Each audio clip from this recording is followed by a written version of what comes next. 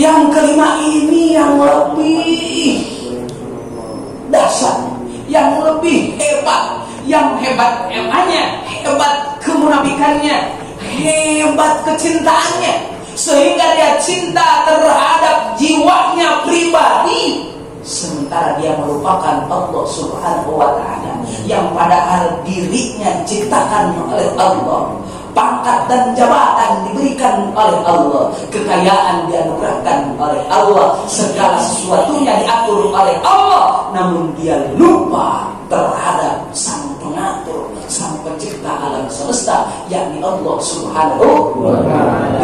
Ibarat kacang yang lupa akan kulitnya.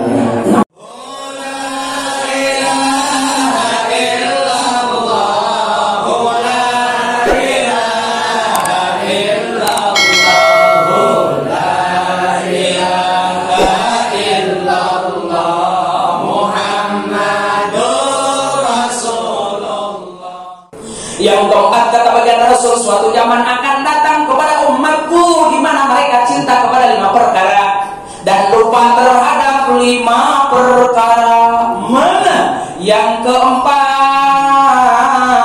yang udah ya? Yang kelima, wa yuhibbuna nafsa wa yansawunallah hum minni bara'un wa ana minhum bari. Yang kelima ini yang lebih dahsyat, yang lebih hebat, yang hebat emannya, hebat kemunafikannya, hebat kecintaannya, sehingga dia cinta terhadap jiwanya pribadi, sementara dia melupakan Allah Subhanahu wa Ta'ala, yang padahal dirinya diciptakan oleh Allah, pangkat dan jabatan diberikan oleh Allah, kekayaan dianugerahkan oleh Allah, segala sesuatunya diatur oleh Allah, namun dia lupa terhadap sang pengatur, sang pencipta alam semesta, yakni Allah Subhanahu wa Ta'ala. Ibarat kacang yang lupa akan kulitnya. Nauzubillah subhanallah. Maka kata Allah, "Wa ana minhum bariun." Dia lupa kepadaku, maka pun aku pun akan lupa kepadanya. Itu ya. Dia menjauhiku, maka aku pun akan menjauhinya. Itu dalil dina kitab awamil. Dina kitab awamil, ya, tong jauh-jauh karena tuh mayukrimni ukrimhu. Barang siapa yang memuliakanku, maka dia akan aku muliakan. Anda sopan, kami pun sekali. Anda nggak sopan, kami bantai. Gitu kan sekarang. Supaya anak muda, main bantai aja. Gitu. Ya. Jadi kita jangan lupa seperti kacang yang lupakan kulitnya.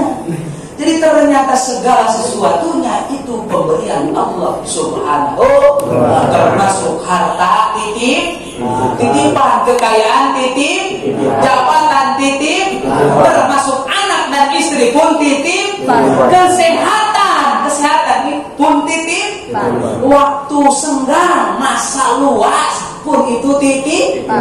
Tidak bisa menggunakan titipan, cilaka urusan. Tidak bisa mendidik anak dan istri, cilaka dari Tuhan. Meskipun kita banyak ibadahnya, banyak pahalanya, tapi kalau anak kita tidak menjadi anak yang soleh-solehah, ini akan menjadi kendala di akhirat kelak. Nauzubillah subhanallah. Maka awas ya, kita jangan seperti yang dikomentarkan oleh baginda Rasul tadi. Jangan sampai kita cinta dunia, namun lupa akan akhirat. Cinta terhadap istana, namun kita lupa bahwa kita akan masuk ke alam kubur yang sempit. Kita cinta terhadap harta, tapi kita lupa akan hisaban, lupa akan minta pertanggungjawaban. Kita cinta terhadap anak dan istri, yakni keluarga, kita lupa terhadap bidadari yang akan menemani kita di surga Allah Subhanahu wa Ta'ala. Yang kelima, jangan sampai kita cinta terhadap diri pribadi sementara melupakan Allah Subhanahu wa Ta'ala. Maka kuncinya ditutup di akhir pengajian, bahwasanya umat manusia dijamin oleh Allah selamat dunia, selamat akhiratnya, bahagia dunia bahagia akhiratnya manakala dia tahu untuk apa dia diciptakan. Dua, kepada siapa dia harus berpedoman. Yang ketiga, kemana dia akan dikembalikan. Wa inna ilaihi raji'un. Insya Allah bila mana 3 faktor itu senantiasa kita realisasikan, bahkan kita aplikasikan di panggung kehidupan kita sehari-hari, insya Allah kita semua akan selamat dunia, selamat akhiratnya. Amin. Akan bahagia dunia, bahagia di akhiratnya, termasuk selamat dunia, selamat akhiratnya. Ditutup dengan doa bersama. Rabbana hab lana min azwajina wa dhurriyyatina qurrata a'yun waj'alna lil muttaqina imama. Allahumma anfu ni'matin wal fuqaratin wal fuqaratin wal fu'unatin wal mu'jizatin wal fuquwatin wal fuirhasin wal fumaratin wal furbi khususiyati hadhihi du'a wa bi khususiyati hadhihi jamaah di majlis ta'lim musalla baitur rahman irhamna wasburna warfa'na warzuqna wahdina wasallimna minal balwa birahmatika ya arhamar rahimin. Rabbana atina fid dunya hasanah wa fil akhirati hasanah wa qina adzabannar walhamdulillahi rabbil alamin. Hadirin jamaah sahabatullah, kajian kita cukup sampai di sini. Mudah-mudahan ada manfaatnya. Selamat manfaat bagi kita, khususnya bagi diri saya pribadi, sehingga untuk menambah bekal keimanan dan ketakwaan kita kepada Allah Subhanahu wa taala. Cukup sekian dan terima kasih. Billahi wa taufiq wa hasbunallahu wa ni'mal wakil. Summa salatu wassalamu alaikum warahmatullahi wabarakatuh.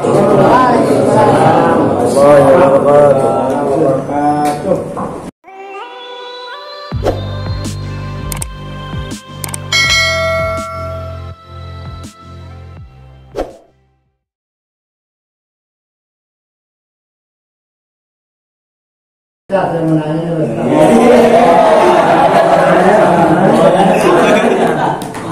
langsung masuk dulu. Bersama Ustaz ya. Kalau yang pertama katanya mendapatkan 27 rakaat, 27 jazah. Sholat apa itu? Sholat tarawih, sholat apa? Berjamaah. 27 ya, para berjamaah. Nah itu dari pertama udah buka, ada yang kedua bikin berjamaah. Yang katakan tuh yang kedua ini dapat 27 lah tuh. Oh, yang ketinggalan. Jadi bikin grup jamaah.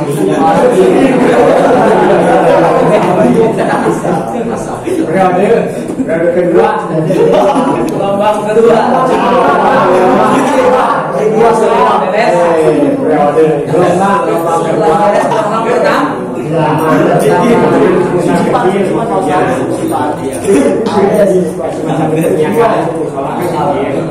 Satu yang pertama 2 saf paling 7 orang.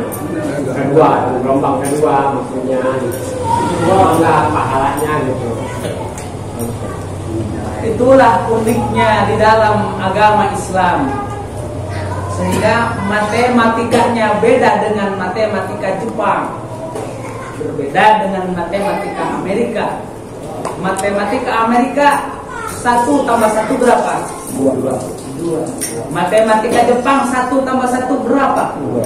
Tapi matematika agama Islam sungguh sangat luar biasa.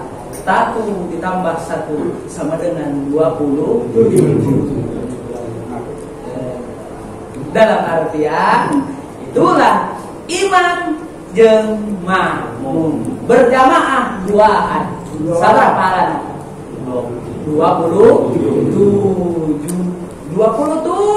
Kau khawatir maka sholat berjamaah baik kita mau jamaah nanti loba enggak, hanya 1 tambah 1 berdua doang, tetap sama pahalanya 27. Jadi jangan khawatir. Maka ketika kita ketinggalan berjamaah, jadikanlah berjamaah, cari teman lagi, kita sholat berjamaah. Nah, kalau kita sendiri tengok, tanya orang, kita belakangan, ketinggalan nih sholat, cari ke teman, udah sholat, oh udah, silakan. Kebetulan ada yang, ntar saya dulu, tungguin. Karena apa? Itulah yang pahala 20.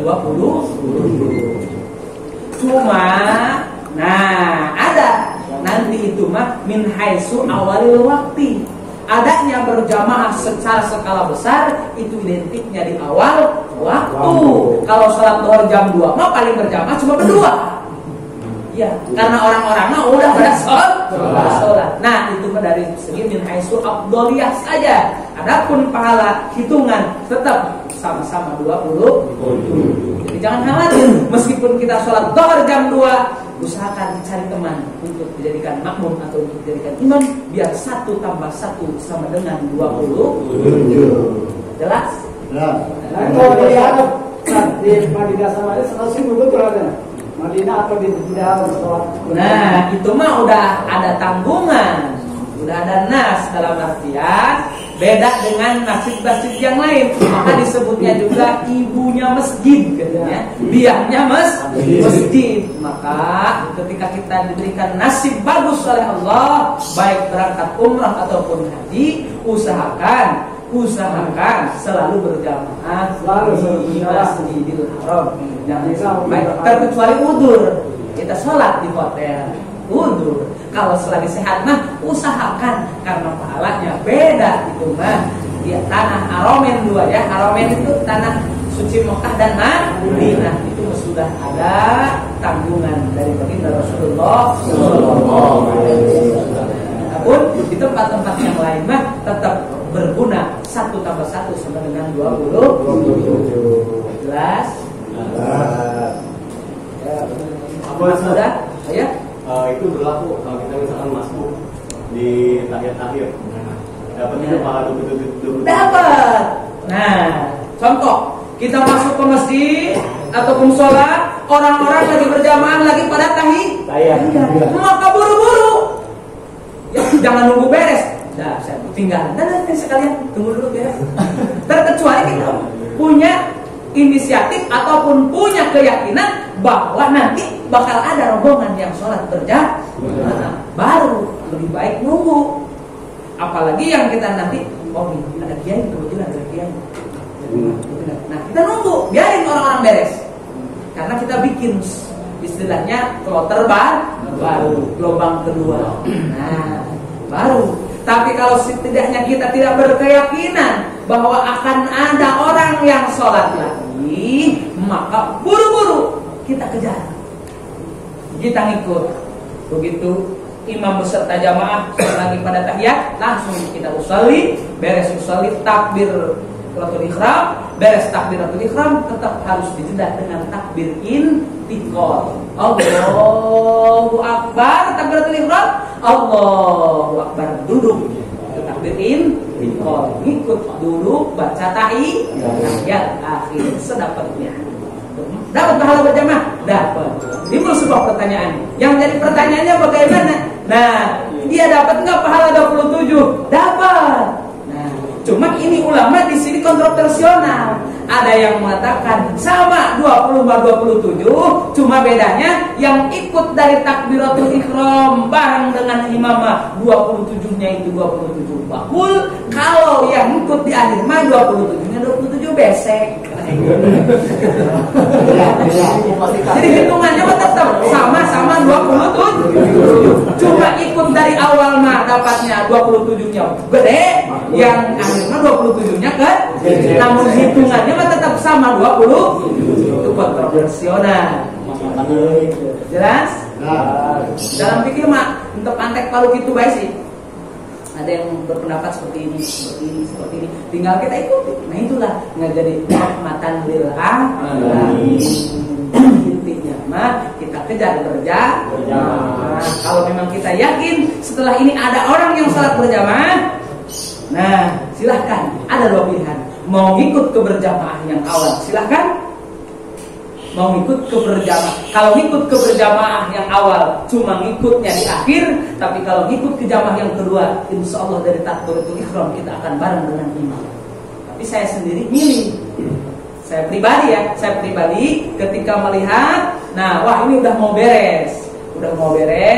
Biasanya kalau udah mau beres, ini anak-anak kecil yang dari depan gobloknya. Nah, makanya saya lebih baik bikin kloter lagi. bikin kloter lagi mah orang memposisikan yang sekiranya ente kali kemudahan nanti. Biasa kita ada pinggir gitu bikin rombongan lagi gitu. Biasanya ada 5 orang dan 6 orang kloter kedua bikin 2 kali lagi. Biar nanti takbiratul ihram bareng dengan imam. Jelas? Ya, sekarang tadi masalah pahala nih. Apa betul kita baca per satu hurufnya 10 pahala, betul? Betul. Dari per kalimat-kalimatnya. Nah, betul. Per satu huruf itu 10 pahala, betul ya? Betul. Dalilnya mana? Dalam ayat Al-Quran kata Allah, "Man jaa'a bil hasanati falahu asru amsalihha." Allah, barang siapa yang melakukan, berbuat, mendatangkan, menjadikan satu kebaikan, maka falahu asru amsalihha, dibalas oleh Allah 10 kali lipat. Likulli harfin asalatun, setiap huruf dibalas 10. Tapi awas, ingat ya, itu hitungan minimal. 10 itu hitungan minimal. Maksimalnya manusia tidak yang tahu. Wallahu a'lam. Mungkin ada 10 ya. Terima kasih, Ustaz. Ada lagi? Beres ya? Assalamualaikum Ustaz. Oh iya, udah tamu salam ya, silakan. Mau nanya dikit Ustaz. Iya, silakan. Kan ketika salat asar bacaan sir. Ketika maghrib atau isya harus jelas ya Ustaz. Kita mengikuti imam itu sir, tidak jelas. Ketika maghrib atau isya jelas, wajib gak kita qada asar itu ketika kita mendengar Al-Fatihah di maghrib atau isya, dia tidak makrotnya tidak pas atau hurufnya kurang, wajib gak kita qada asar? Oh, dengan imam yang sama. Iya. Gitu. Ini sering terjadi. Ketika kita sholat asar nih ya. Sholat asar kan sir. Pulang. Allahu Akbar. Assalamualaikum warahmatullahi wabarakatuh. Kan kedengaran itu doang kan? Sampai beres itu ya. Allahu Akbar. Nah, begitu pas maghrib dia lagi imamnya. Begitu maghrib, Bismillahirrahmanirrahim. Waduh, berarti sholat asar ke? Bismillahirrahmanirrahim dong. Nah, bagaimana? Nah, ini tergantung. Ini tergantung, jangan langsung diponis. Ya, tergantung dalam artian liqari'in, bagi orang yang bisa baca Al-Quran, maka hukumannya sholatnya wajib qada. Wajib kasar, wajib qada. Di situ dia harus istilahnya apa namanya? Mubarokah pada saat itu pula. Mubarokah. Kalau membatalkan nggak boleh, hukumnya haram. Terus bagaimana kita udah stop, otomatis kan kita makmuman di ta'ala Allahu Akbar. Allahu Akbar kabir. Biasa iftitah. Setelah beres iftitah, imam baca Fatihah. Begitu imam baca Fatihah, kita baru paham.